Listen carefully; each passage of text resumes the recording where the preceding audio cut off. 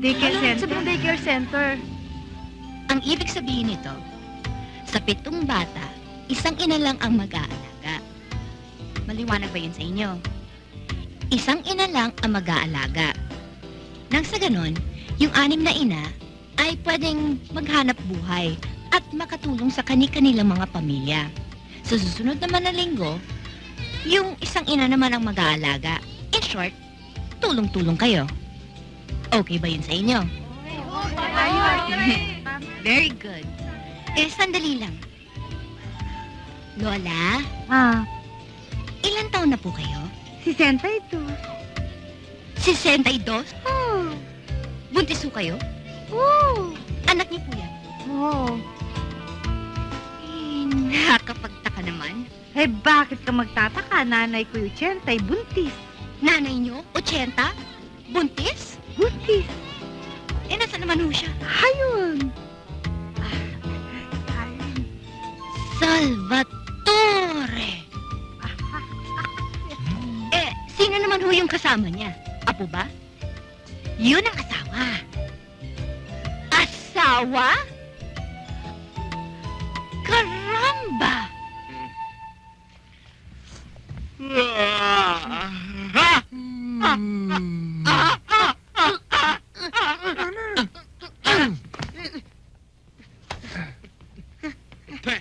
Ang project na ito ay pwede natin tuwagin Green Revolution sa squatters area. Green Revolution sa squatters area? Saan naman tayo kukuha ng lupang pagtatamnan? Alam nyo, kahit walang lugar sa inyo, pwede kayo mag-ipon ng mga lata na walang laman o kaya mga plastic container. O kaya katulad nito, paso, na pwede nyo lagyan ng lupa. Dito kayo magtatanim ng mga gulay na kailangan ng ating mga katawan. Aba, maganda yan! Ganda talaga yan. Maganda nga! Sandali! Aray! Uy, sandali! Ikaw naman kasi!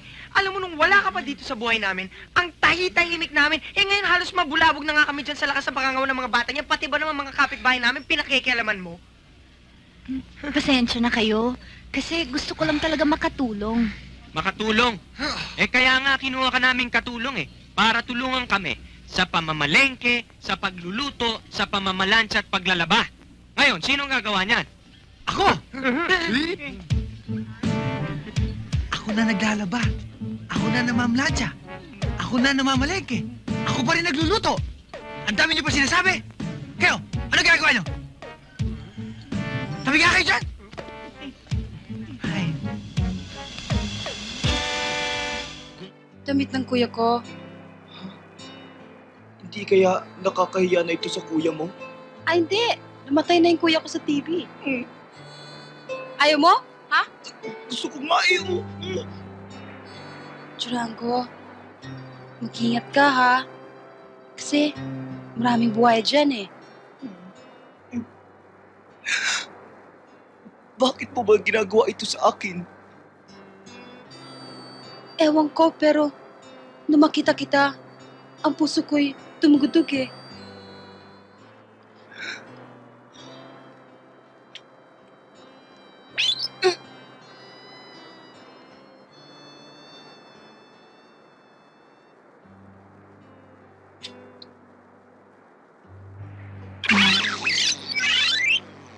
Diyan kayo maliligo.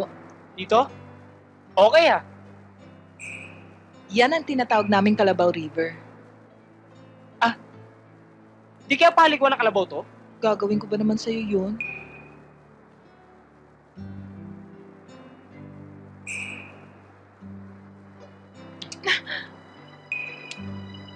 Ang bilis mo naman. Ganyan ka ba kabilis bumunot ng baril? Hindi mo na itatanong. Ako ang pinakamabilis bumunot ng baril sa aming 4. Kasing bilis ng pagtibok ng puso ko sa'yo. Talaga? Napakaganda pala dito sa lugar nyo. Kasing ganda ng mga babaeng katulad mo. Bakit? Wala ka pa bang nobya? Strict ang parents ko eh. Buti ka pa, may parents ka pa. Ako wala na eh. Kung sa bagay, Kung wala kang parents, pwede naman tayo maging parents, di ba?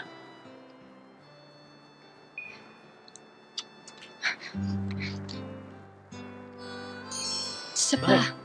Ha? Isa pa. Isa pa? Sinabi na mas ka parents ko eh.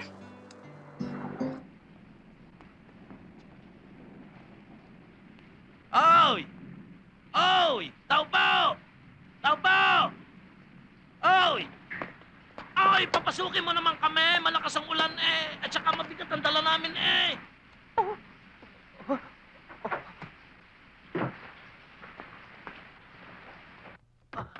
Pedro! Andiyan na! Pedro! Ay? Oy!